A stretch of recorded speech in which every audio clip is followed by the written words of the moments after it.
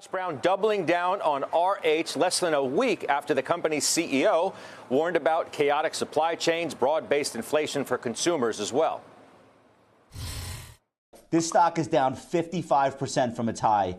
This is a company that had been growing earnings at a massively rapid rate, growing revenue as well. It's come down substantially because of inflation and all the issues in the housing market, higher mortgage rates, et cetera. I think it's just gotten to the point where it's come down too much. All right, for more on what lies ahead for consumer stocks, let's bring in Shannon Saccocia, of course, of the Halftime Investment Committee. It's good to see you. Do you have a take on Josh in RH? I mean, it is interesting to sort of double down on a stock after the CEO. Kind of sounds the biggest alarm we've heard.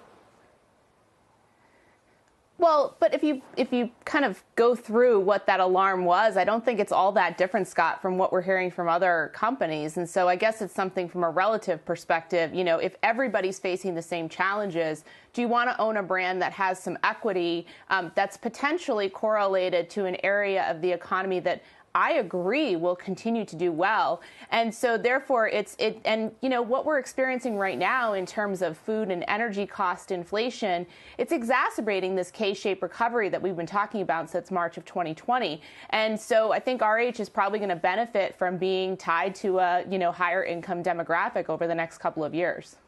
Let me ask you this. So in terms of retail and consumer exposure, Amazon, Best Buy, Costco, Estee Lauder, those are four that you own. Are you worried about any of those?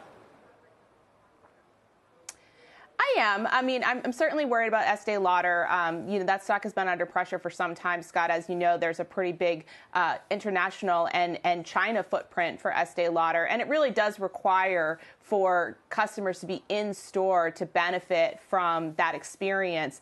I'm much less worried about Amazon. I mean, I think I've been pretty strong on Amazon on the show over the course of the last couple of months. I would say one area that bears worth watching is Costco. If you think about consumers continuing to feel the strain of higher costs, that of course might impact Costco's margins, but I think they have a perception of value for the consumer that I think is going to become increasingly important over the next 6 to 9 months.